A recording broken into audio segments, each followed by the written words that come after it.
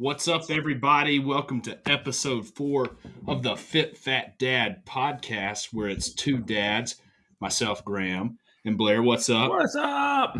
Who are kind of fit, kind of fat, and it's all about balance. It's like we like to say, you be fit enough to be what, Blair? Hard Stay to hard kill. to kill. Hard to kill. That's But right. fat enough to love comfortably. All That's right, we're right. improving. We're getting better. So, hey, before we kick off, we're going to talk youth sports today. And this will be a little bit lighter of an episode. We're not going to preach as much today. But I want to talk about the game film. We'll bring back up the game film. We've got some pluses. We're improving as we get to episode 4. I like it. But Blair, do you know the show PTI? Pardon the interruption. Yes, absolutely. Yeah. You know, at the end where they'd always go through the errors and Yes. talk through it. So we've made some errors in the past, and I want to bring that up. It's important to our listeners to know that we acknowledge and claim our errors. So the game film really, it really shows. So today we've got a special guest, which is my wife. But in the last episode, I introduced her as the head coach at the University of Alabama. Yep. But Hey, it's the University of Alabama Huntsville. That's so right.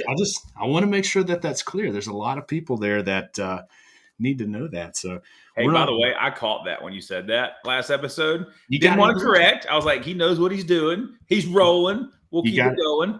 you got it. And people will be happy to know that we fixed your mic that was popping. Oh, absolutely. Finally. Got a lot of feedback on that. Yeah. Apparently that annoys people. Really. So we try. Hopefully this they made is a about demo. as low budget of a show as you can do. That's And right. But the new added elements that we had in the last episode was dogs barking. That was Yep. new. Yep. And the email notification. So I have no control over that. We may have a helicopter fly over today. It is what it is, but we improved. So I like that.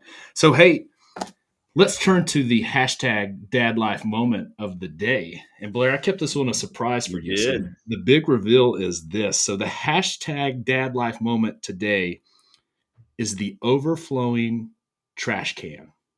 Okay. The one that's in your house that you walk by over and over again. So the question that I have for you is, what is the over under on how many times you will push that trash down before you actually take it out? Let's set it at 2. Are Oh, you above that? absolutely. Okay. Now what are you at? Oh, probably 4 or 5. Easy. Absolutely. Like I my wife Ricky, are you gonna take that out? Nah, it's got more room. We'll just push it down a little bit until I can't push anymore. And then when you get the push back, you know, That's you when kind of push down and you push backs up. It's like, okay, now it's time to take it out. Have you gotten to the point where you've got the leg involved now and you're really giving it that leg press into the bottom of the can? Well, we cleaned up. You know, with refrigerators, you push stuff to the back, right? And then and like in jars, so it doesn't smell, but you get to looking back in there and you find pickles and things like that. So we cleaned out our refrigerator, I guess, this week. And absolutely, I think I had to double leg it, man. I was afraid the bag was going to rip, like pulling out. And it's like suction and it's pulling it back down. Yeah. It happened this week. I would say that I'm probably about 5. Yeah.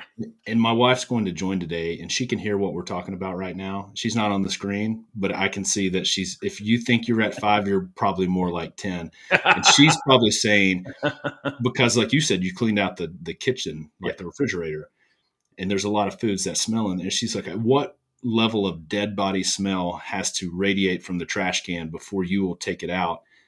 And that's our hashtag dad life moment, because, hey, dads, we feel you. Like That's right.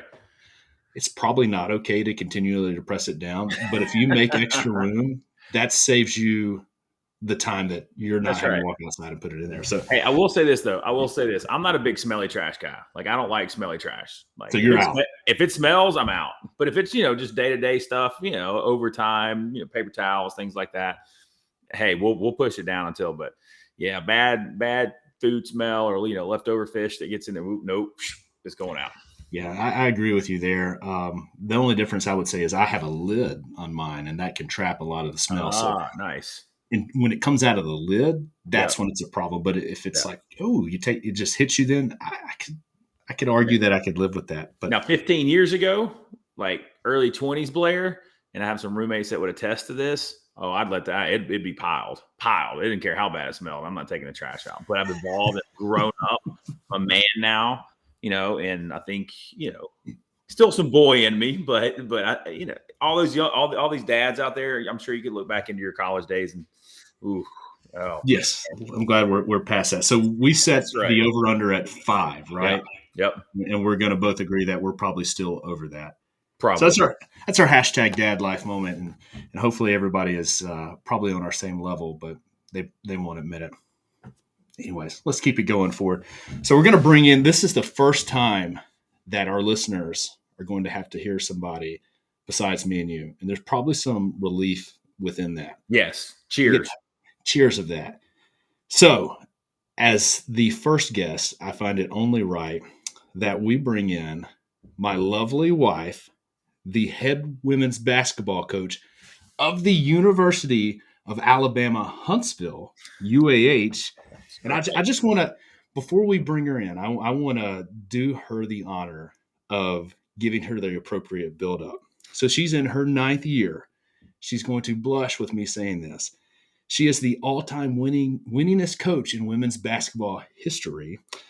Prior to her tenure at UAH, she was an assistant at Samford, where she won back-to-back SoCon championships and invite to the NCAA March Madness tournament, where they played Duke, Florida State. She is a Samford Hall of Famer, and probably her biggest accomplishment is she said yes to me in marriage. Agreed. So let's bring her in. I would call you honey, but I feel like I'm going to call you coach. Coach, what's happening? Oh, just watching film today, trying to figure out how we can get better and how we can move on, get ready for next week. I love that we have you in the office setting because it seems real. We've got an official college basketball coach on the show today. She's kind of a big deal. She is kind of a big deal. Yeah. She is a big deal. I mean, she's my wife. I think she is blushing a little bit. I can see it from here. A little bit. She doesn't know how to follow the packed trash can conversation. There's so many things running through her head right now that she wants to tell me that she's probably doesn't want to say. Oh, you'll hear it when she gets home. I have no doubt. Yeah. Well, So I mean, when you guys walk by that trash can, 5 or 6 or 7 or 8 or 9 times, I start just pulling it out. We keep it in the laundry room most of the time. I'll just pull it out and put it right in the middle of the kitchen, where now you have to go around it to get past it.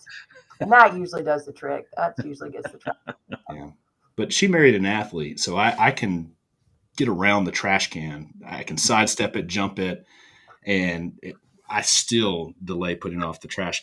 So before we get started, Coach, I want to ask you a question that our listeners sent this in.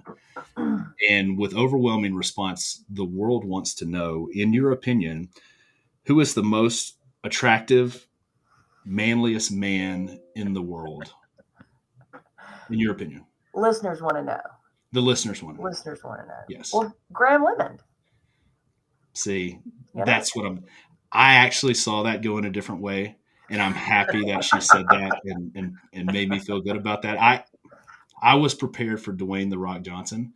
Well, and I would have been okay with that because I probably feel the same way about him too. So, hey, my wife wants me to get his tattoo. She's like, Yeah? "When are you gonna?" Oh, dude, she's a huge Rock fan. She's like, "When are you gonna get your chest and all the way down your sleeve?" And I'm like, "My chest has to look like his first, and then we'll talk about the sleeve." Yeah, do they make? My freshman year in college, I did have a giant poster of The Rock above my bed. Nice. Big Rock fan. Yeah. Did he have a shirt on or off? Probably off. Does he make posters with a shirt on? I don't know that I've seen. I wouldn't. If I looked like that, I wouldn't. No way at all. So, Coach, I'm going to put you on the spotlight here. So Blair and I discovered that we are actually pretty okay with technology, at least in this podcast. And I want to bring in some videos here, if you don't mind. So what I'm going to show here, and Blair, we'll get some color commentary in here, so our audio fans. So I'm pulling up a video of you that was on social media that went what I would call semi-viral, at least viral in our neck of the woods. Yeah, Huntsville viral. and you're giving a nice little pep talk to your team, or you're recapping to the media the pep talk you gave your team. So I'm going to pull that up right here, and I'll share that right quick so our listeners can go with this. So I'm just going to, if you're on YouTube, you can see the video, but for our audio listeners, I'm going to give you an insight into the just pure passion that Coach brings daily. So here we go. I asked them if they'd ever been to an ultimate fighting event. I said, are you going to step into a cage where they lock the gate behind you and let the other dude sucker punch you 12 times before you really get ready to play and battle and fight for a win? They're like, no, that'd be silly. I'm like, yeah, that'd be real silly. How about we walk in there like we're walking in and the cage is locked behind us and we got to be ready to go as soon as the ball's tipped up. So lock the cage. That's the key takeaway there. So again, Blair, ever since I saw that video, I've been a little intimidated that she would lock the cage inside the house, especially in regards to the trash can. I don't doubt it. Being around Coach a little bit, I don't doubt it one bit. One bit. So, and it was funny me and her had a date night for the first time in 27 years. Nice. Last night, and her players came over and watched our kids. And in the garage, I have a little blackboard that I write. It's our workout room, and I write messages on there. And now in that room, it says lock the cage. So now every time I'm working out in there, I'm that pep talk comes to mind. I would lock the cage. So, Coach, tell us a little bit more about lock the cage. Inspire us with some UFC. Well, it all kind of came about. We have a very young team this year. We've got basically 6 freshmen that play a ton of minutes. So it's been a little bit of a learning curve this year. And I just kind of felt like we were kind of in the midst of the season, and we would go into games and we'd just be a little bit kind of back on our heels and kind of wait to see what the other team was going to do. And we came down to several very close games where we had the opportunity to win the game. But I mean, again, we walked in and we let them hit us, 4 or 5 times before we really kind of bowed up and got ready to play. So that was kind of the message that I sent to them. I guess after the AUM game, I think we got down 14 or 16 and then came back and cut it to 2 with a chance to win the game at the end of the game. So that's kind of where that came out. And I did ask them if they'd ever been to one of those type of events, and they had not. I said, well, once you get in an event like that, you can't wait. You can't sit back to see what the other guy's going to do, or you're in trouble, So I think they've really kind of taken that as a challenge, because ever since we started kind of using that mentality, and now every game we write on the board, we talk about starting lineups. We don't even put the team's name up there. We just say cage fight. And this is who we're matching up to. This is our cage fight. So I think they've really kind of taken that to heart. We've been playing harder. We've been playing more aggressive, more confident. And even most of our team now, especially Andy, you'll notice Andy changed her hairstyle. She wears kind of the Ronda Rousey double French braids now. So it's just kind of a fun mentality. And like you said, the girls came over and watched the kids last night, and they're like, y'all got any chalk? We need some chalk. And that's the first thing they wanted to write on the chalkboard in the weight room downstairs was lock the cage.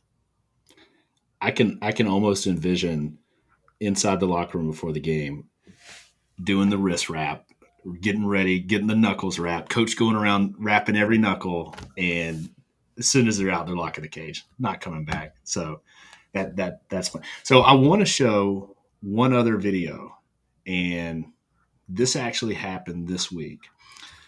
And so let me give you a little background on my wife. Calm, collective, stoic. I think in the 15 years that we've been together, and I've known you as a coach, maybe I've seen you get one technical foul. There may have been others. But this foul absolutely got me amped, ready to run through a wall. And I'm just going to play it. Like, let's get it going. So here we go. This is this week when they're playing West Georgia. And I'll kind of set it up here so Coach doesn't have to. And I'll do it as PC as I can. The calls were not in our favor by high margin. And Coach was calm, collective for 3 quarters. But at some point, when the fouls are 4-1, 3-1, you get a little bit antsy. So this is the culmination of that at the end of the third quarter. So I'll go ahead and share that. And for those listening at home, you can hear the play-by-play audio. So here we go. Get going. Jesse Jennings takes the screen and has the ball bounce around. Jennings, and they are going to call Jennings for the offensive foul, and head coach Andrea Lemmond cannot believe it. And Andrea Lemmond has just picked up a technical. She has had enough. Dude, you were past the 3-point line. Wow. So she came off that bench, and she's got bad knees, but she came up in that bench in like 3-9-40 time. And she's halfway on the court pointing, and then she flexes on him 3 times. And so this is from my perspective. I'm still in her thunder here, but I was in the seats with my kids, and I'm yelling, "Get him, coach! Get him, coach! Get him, coach!" Agging her on, because that's what I do. And so talk about, you said you heard me. You said you heard me, and that made you get after it. I did. And, I try not to get too riled up at, officials' calls or whatever. But at that point, it went from a 6-point game to a 17-point game in a matter of 2.5 minutes. And most of those were free throws. Some we deserved, some foul calls we deserved, some we didn't, some were missed in our favor. But at that moment, I kind of watching that video back, Jessie gets fouled twice driving to the basket, twice, and they didn't call it. Yes, she did run the girl over whenever she went up for a layup, and that was a foul, but she got fouled twice on the way to the basket, and then they called that one, and I had enough. I had enough, and I wanted to make sure he knew exactly how I felt about his officiating game in that moment. And, I probably was getting ready to walk away because, made my point and started walking away. And I did hear you, "Get him, coach, get him, coach." And I don't hear anything in the stands. I'll hear Riggs in the stands from time to time because he'll just sit up there. He's our 4-year-old. He'll just sit up there, "Mom, Mom," trying to get my attention. And I can hear that.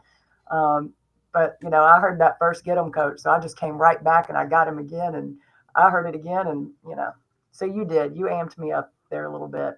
I'll take the blame. I love it. Was probably close to getting thrown out of that game. So ended up having to walk away. And then, I'll say this and then we'll get into so Blair, her mom came up to the game, and it's, that's perfect. Yes. So the language that was used, which you cannot hear on the video and not worth repeating, and in a stage of emotional, you've had enough. Yeah. It was, I look at her mom and said, "Have you ever seen that before?" And then she looked at me and said, "Well, have you ever seen that before?"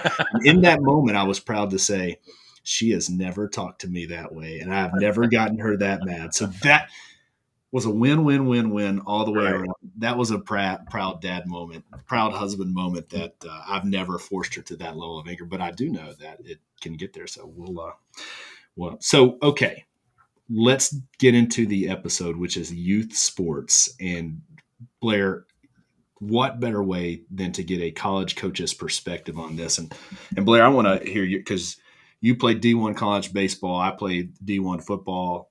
Coaches college basketball, D1 basketball players. So I feel like we got a really good team here to talk about some youth sports. And we all know youth sports just has a lot of craziness. And the craziness usually happens at the parents living vicariously through their kids or wanting their kids to do a lot. He's keeping up with the Joneses. Johnny is doing AAU travel ball. And so therefore, Jackson's got to do the same thing and play through that. So I want to kind of talk about what is really true, worth investing in, and then what's not, and then some other things. So the question that I'll kick it off to you, Coach.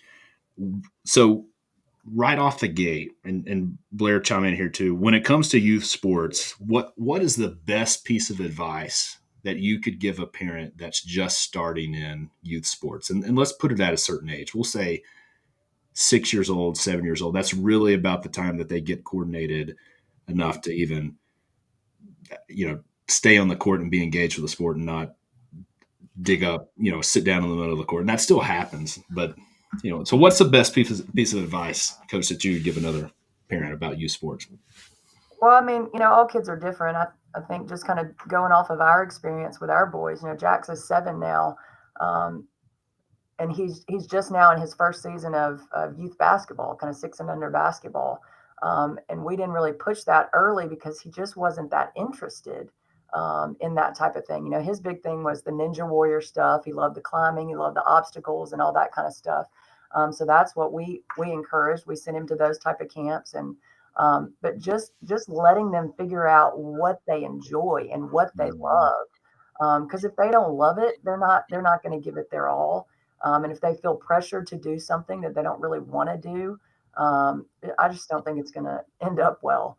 Even I run my own basketball camps during the summer, and I would have him come, every now and then. Sometimes he would make it half a day, sometimes he'd make it a full day, but just never absolutely had that full interest and that love for it. But I feel like he does now, after kind of playing this first season. So that's really exciting to see. But I mean, they don't have to follow in our footsteps. They don't have to do exactly what we want them to do. You want them to enjoy it. And when they enjoy it, they'll put a lot more effort and passion into it, I think. Yeah, I would agree with that. So, we're a couple years behind you guys. So, Adler's will be 5 in March. And I know nothing about soccer, zero. But that was his first sport that we tried, and he lasted a couple of little camps that they do, but then we tried t-ball. Hated t-ball, just couldn't. He did not like t-ball, and now he's in karate, and we did gymnastics for a little bit, and now he's in karate, and he enjoys karate. So I would second exactly what you said. I was a baseball player, and I was so amped to get him his first tee and letting him start hit, and I'm like, oh yeah, this is gonna be awesome. He's gonna love baseball like I did, because I loved it at that age. And it's not. And, hopefully he picks it up. But if he likes karate, then I want him to have a passion for it. And, because it can be, I've heard, I think the word burnout comes in, and I hear that more and more. One of our good friends, Joel, runs a baseball academy, and, he trains anywhere from, 8 to 16-year-olds. And he said, man, there are a lot of parents out there that push their kids, and even then the kids that are playing right now, they don't want to be there. And you can tell that because they just don't put in the effort, and they're burned out by the time they're 16 or 17. So let them have fun, especially at that age, Graham. I think it should just be let them do what they want to do. So we said fun, and they have to enjoy it. So I'm going to attempt to say a big word here, and it's really hard for Southern Alabama guy to say. So sport specificity. I think I nailed that. What are your thoughts on, because there's a lot of parents out there that just the way that, at least the perception that parents have is, my kid has to play one sport and develop that sport over and over again, and they don't get involved and exposed to these other sports. So we'll start with you again, Coach. What is your take on that? Should a kid only stick with one sport? How do you see that? No, I think variety is really good. Some of our best basketball players were also soccer players, because soccer players have phenomenal footwork. Mm-hmm. Holly Harris was a soccer player. We've got several that were phenomenal basketball players, but a lot of times you're having to teach specific footwork or reads off of that stuff. But no, I think the more sports that you can try out, because you're going to learn different skills, and each sport takes different skills. But I think multiple sports is terrific, especially growing up. Now, maybe once you hit, junior year or senior year, and you figure out if you want to go play at the next level, all right, now we might need to kind of zone it in and then start kind of sticking to one sport, because that's really the high time that you're getting recruited, junior, senior year. So you may need that extra time to put in, travel ball or extra skill workouts during that time. But I think definitely multiple sport athletes, I think, have more success. And it's funny you say travel ball. That's where times have changed so much, just from when we were playing sports. I never played travel baseball, ever. We were right in Birmingham, Alabama, and that's where we played. But no, I saw a great. There was I think it was on some social media, and it was talking about Aaron Judge, and it was if you don't know who Aaron Judge is, he's famous, big New York Yankee. Dude's huge, but he played 3 sports, and it showed his stats in all 3 sports. and he excelled in all three sports: baseball, football, and basketball in high school. And now he's playing for the Yankees. So I think it's. I agree with you. Andrea, I think it is. You have to try multiple sports, and a lot of sports complement each other in some form or fashion. And I think the footwork aspect is great. So I played football and baseball. It was interesting. So I would bulk up for football season, join the wrestling team for about 8 weeks, not practicing. I never was going to wrestle, but I wrestled to cut weight to play baseball. And that was literally my sophomore, junior, and senior year in high school. Yep. But I mean, but I never did wrestle, but I was on the team and practiced with them to get ready for my next sport. So, yeah, that's my take. It's well-rounded. I agree with everything you guys are saying. So we talked travel ball, AAU, and I played football. That was my sport. AAU is not really a thing there. And I was a lineman, so it is. But now it's progressed into camps and skill camps, and I guess that would be the AAU version of football. And that wasn't really a big thing when I played, but AAU for basketball and baseball has always been a big thing. So Coach, it seems like AAU is getting earlier and earlier. Like there's probably a 6U AAU team. I don't know. I made that up, but I wouldn't doubt it. And all the travel expenses. And so a kid, if that is, let's say 6 or 7 in an AAU team and they're traveling like that, not only the financial piece of that, which is expensive and unless the family has the means to afford it, that's a burden on top of, we talk here on the Fit Fat Dad podcast, time constraints anyway. So now that's as a parent getting a kid to, and they're not like just down the street, it's different states and traveling 5+ hours to get somewhere. So it seems to be happening younger and younger. And one, that may be fun initially for the kid, but you got to think that takes its toll eventually. So the question I have for you, Coach, is as a college coach in the recruiting process, like when do most colleges start beginning to look at a player? And I'm not talking about the genetic freak that's 8 years old and is 6'7" and looks like Shaq. I'm talking about your standard. Let's put them in the 1 to 3 star category. Like when do coaches really start beginning that evaluation process, recruiting process? Well, I think it can start as early as 7th grade, but I think you're generally looking at more of a 9th grade, 9th grade, 10th grade, and then you're getting real serious about kids during their junior year. And then, making those offers, maybe their junior year, their senior year. I think it's different for, like the Power 5 schools or those type SEC schools, maybe that, all right, this kid as a 9th grader is a phenomenal player. Yes, they could go ahead and start recruiting them heavy and probably go ahead and offer them. For us, kind of at the D2 level, if we see a kid that's a phenomenal athlete or a phenomenal player as a 9th grader, they're probably going to bypass us a little bit. We'll flirt with them a little bit, see if there's any type of interest, because there's always those local kids that, maybe want to stay close to home or wants to be an aerospace engineer, which is really good for UAH students. But typically for us, it's, 10th, 11th, and go hard after them their senior year. And what % of kids are actually really going to go Power 5? Well, I don't know the percentage, but it's low. It's low. I mean, the percentage of kids that are going to end up as college athletes is low enough. So it's even lower there. But everybody thinks they're going to go D1, right, from the get-go. So you say freshman year. So that instantly, as a parent, I've saved myself a lot of time and effort by just waiting to the freshman year. What would you say would be the latest if they got in as a sophomore? Is that kind of the end of the when you need to start getting on the map? Because I would say junior year is way too late. But you still good at a sophomore year? Yeah. I mean, I think freshman, sophomore, as far as looking at travel balls, that what we're kind of still thinking about here, kind of the importance of that. Well, I think back 20 plus years ago when I went through travel ball, I didn't start playing until the summer before my junior year. For me, that was probably a little bit too late. I probably should have gotten in a year earlier.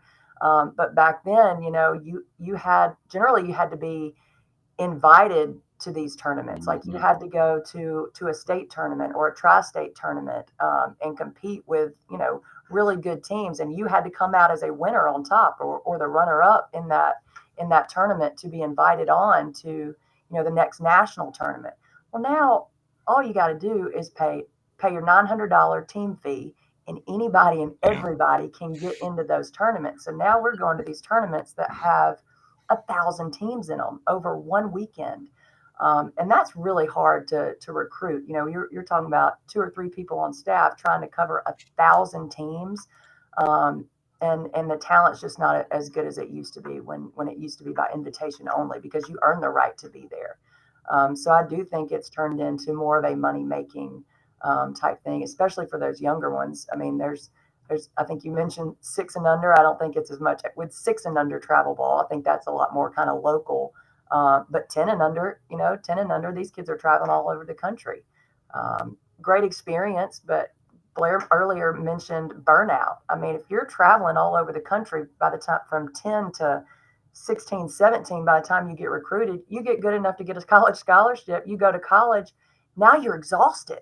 Yeah. Now that's a whole nother level. So now you're sending your kid to go play 4 or 5 years of a college sport, and they're exhausted already. Mm-hmm.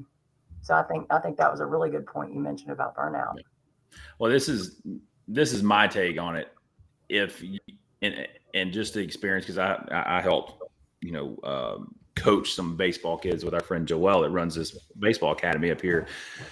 But just in conversations, I mean, there are parents that take kids that are 9 and 10 and they go to a quote unquote showcase at 9 or 10 years old. And I'm like, at baseball? Like, I mean, are you kidding me? Like, what are you showcasing at that level? I mean, yeah, I'm sure there's some good ball players at that point, but I don't know of a college baseball coach just going to recruit a kid at 9 or 10 years old. I mean, you got arm development. I mean, can he hit? But you pay all this money for a quote unquote showcase. And I don't know. To me, that's just my opinion, stupid. I can say that because it's my opinion. And it's your podcast. You can say whatever you want, man. So, okay. So we say, I think we're okay starting AAU ball freshman year, maybe sophomore year at the latest. So that relieves a lot of the stress that I got to get them started next year. But so let's say 12 and under, or whatever age you are, 13 and under. As I don't know, how old are you as a freshman these days? This has been so long, I can't remember. But so what should kids focus on prior to travel ball? And like, what is that? Is it skills development, training? Like where do you see as the most important? What can they focus on that is most important in that time, like 12 and under? For 12 and under, well, I think skills is always a main focus that you need to focus on. And what do you mean by skills? I mean, skills training, proper shot development. You don't want to have poor shot mechanics and you're in the gym getting up. Even if you're in the gym getting up 400 shots a day, 500 shots a day, if you've got poor shot mechanic, it's not going to be a consistent shot. So you need to make sure if that's something that you're wanting to do, you have to have the proper mechanics, and then it's reps after reps after reps, so that you're ready to step into a competitive level. Yeah, no, that's true. I take it from a personal experience, and it's not the same thing, but it is relatable. So I went to Samford University to play football, and I came in as a defensive lineman, and I quickly found out that I wasn't athletic enough or fast enough to play defensive line. And I thought I was pretty decent, and I quickly got converted over to offensive line, where as a slow defensive lineman, I go in to be the most athletic offensive lineman. That's just how it works, right? You go from being slow on one side to being on the other side. It's like, hey, I'm really athletic over here on the offensive line side of things. But so they put me at center. I try to over enunciate that word as to not sound like center, but center. And I had to learn to snap shotgun, go no huddle, and learn how to block somebody, make all the calls. And that was from scratch. Yes, I played offensive line in high school, but I've never had to do all that. I played tackle or guard. So I went in there with a baseline of fundamentals, but I had to relearn a whole position. I had to do that over the course of a summer, right? And there's something to be said in not having any bad habits and learning that new from scratch from a coach that can teach me, who's done it, who knows the proper fundamentals, and to the point of, even if you're working on skills training, which I think is important, you got to make sure you're working on the right skills training, because if you pick up something bad habit off YouTube or whatever you're watching that may not be proper, you can put a lot of time and effort into a bad habit. And I guess the whole point of that is it's okay that you don't have all your skills developed going into the recruiting process, because the coaches are going to take care of that. So coach, speak to that, because there's a lot to like, so college coaches are there for a reason. Like they know their art, they know their craft, they know the fundamentals, which I don't think there's enough time in high school and youth sports to really practice the fundamentals the way they do at college. But debunk that kind of myth and fear that I have to know everything that I'm going to do going into college athletics. So walk us through that for a second. Well, I mean, I think you made a really good point. Like, it's got to be the right fundamentals. It's got to be the right things that you're working on. There's so many, and I obviously just speak mostly from a basketball perspective, but there's so many basketball trainers out there that really clash with coaches, because they're out there and they're working on, a triple move or a quadruple move and then attack the basket. All you need is one good hard move and get past your defender, because at the college level, you got 4 players around you that are good enough to be on the court with you. So the ball's not going to be in your hands long enough to dribble 19 times and make 4 different moves that you've been working on with your trainer when you get to the college level. Because when you get to the college level, then that's selfish. All right. You can't get past your defender in one move. You need to make a pass to your teammate and kind of stay within the system. So that's one thing that obviously we look for in recruiting. We look to see if they have, the proper skill set. We look to see if they would fit our system. And even once they get here, there's some different things that we have to tweak, that we have to work on. All right, we need you to get better at this. Most of our fall workouts are a lot of individual based workouts. Kind of watching them play pickup and trying to figure out, all right, these are the 3 things that this player needs to work on. These are the 3 things that this player needs to work on. And then we'll kind of divide them up by staff and, divide and conquer before we get into kind of full practice. But like you mentioned, working on the right things. Yeah. So I'm going to jump in. After hearing both of you guys speak, I think it boils down to one word: development. Development. I mean, because and at a young age, like you're still developing. I mean, even at like 12, I mean, I was clumsy as all get out at 12. You know what I mean? It's not, kids grow into their bodies at different rates, and they, somebody that's may not be your stud your freshman year, by the time they're a junior or senior, I mean, stud and come out. I mean, you see that all the time. And I think you look at, that was another one. I'm a big sports guy. So I was looking at another meme the other day, and like all the 8 or 9 of the guys playing in the Super Bowl were like 1 and 2 stars, maybe 3 stars coming out of high school. I think Patrick Mahomes was a 3-star, and look at him. He's in the Super Bowl, and he's just continued to work in development. And so if I'm a dad, which, if I am a dad, I am a dad.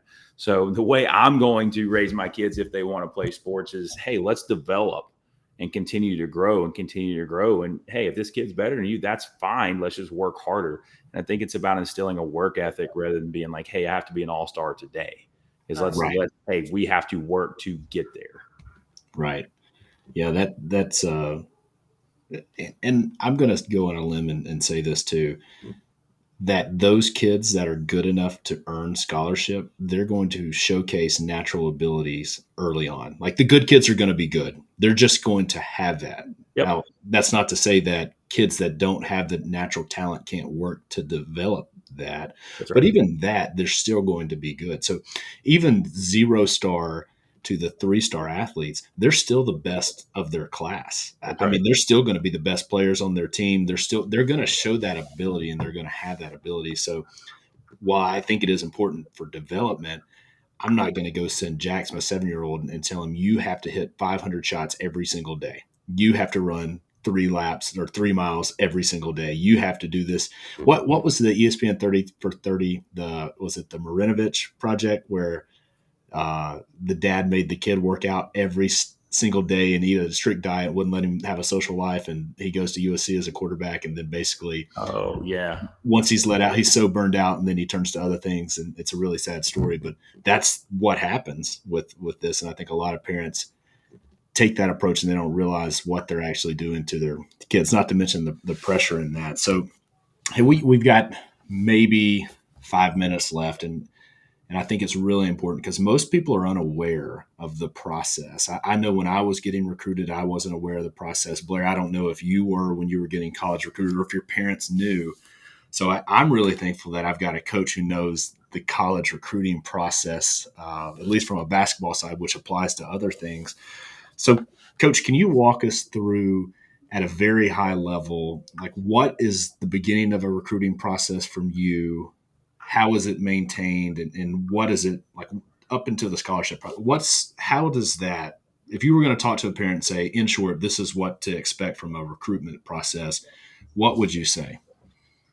Well, I think, starting out, the ninth grade, 10th grade, that's when you start catching coaches' eyes. So you can expect to, get letters in the mail or being added to the university mailing list where kind of your university is always kind of popping up in their mailbox, just kind of keep you fresh on their minds. But other than that, that's about all you can expect is, some mail outs and maybe a camp invitation. And what I tell kids all the time, like if you've got a college coach reaching out to you and inviting you, hey, come see our campus, come take a tour, come to a game, or come to our camp. Like you need to do it. Like they've spotted something in you that, that they think is special. You need to do it. You need to show up. There's so many that, everybody thinks they're going to go D1. Everybody wants to go D1. Well, D1's not for everybody. University of Alabama is not for everybody. University of Alabama Huntsville is not for everybody. Like you have to find the right fit, the right system, the right coaching style, the right university, because you're going to be there for 4 or 5 years trying to get a degree that's going to set you up for the rest of your life. But so just kind of exploring those options, because I think there's some times where you'll have a kid that's probably going to be a really good maybe D2 athlete or mid-major athlete that is ignoring some letters and some camp invitations to some really good schools, and they're only showing up at SEC camps. Well, what are they telling you at SEC camps? All right, thanks for coming to camp. See you later. Have a good season. Whereas we're asking you to come up here so we can have face-to-face interaction with you. We can coach you for a full day or two, kind of, and start developing that relationship. Because, and I would say on our roster, probably 75% of the kids on our roster are kids that we invited to camp. We saw something special in them. We invited them to camp. They came to camp 2 or 3 times. Or some of them just showed up to camp one time, and it was, developed that relationship and left our skills camp with a scholarship offer. So just exploring those, and not, I use the phrase straight arm. Don't straight arm anybody until you know exactly what it's about. But that's kind of my take on it. So the question that I have, so we're in this day and age of the art of self-promotion and marketing. And there's all these fly-by-night companies that are in the sports promotion, high school highlight reel marketing promotions, coaches' email list, and they charge a lot of money. Do you look at those things? Do you see those things as a value, or is it just more clutter? Like what is the best? Do I need to pay for all of that stuff? Or if you're good, you're good. But what if I'm good and I'm at a small school that doesn't even show up on the radar? Like, how do I show up on your radar? So 2 questions, like, is that worth it? Do you look at it? And then if I'm, at a small school, but I'm really good, how do I get up on coaches' radars? I'm good enough to go to college. What are your thoughts on that? I think there is some value in that. But I do think there's probably too much money spent in it. Just, here at UAH, I probably get 100 emails a day from recruiters. Hey, 510 wing from this, click on it. I can't read through 100 emails, and I can't watch 100 highlight films a day, especially kind of right here in season. Yes, I think it's good. But again, you got to have those kids get face to face. Like if you really have a kid that thinks that she can play here or he can play here, and this is a school that they're extremely interested in, yes, go ahead and send those videos, but email the coach and say, hey, I'd love to come to a game. Can I talk to you after the game? Because we have a lot of kids that do that. I'm like, absolutely. Come watch a game, play at 5:30. We'll catch you right after the game and get a chance to kind of talk to you face to face. But until you really start a relationship, a lot of those emails and a lot of those highlight films are just kind of mute. Yeah, no, that's good. That's good. So, because there's a lot of money to be made in promoting somebody's self-pro. So it's good to know how many emails are coming into your inbox or how many videos are coming to your inbox. So uh, I think that's a really good tip. And who knows, the world continually changes, but I think there's a lot of money to be made.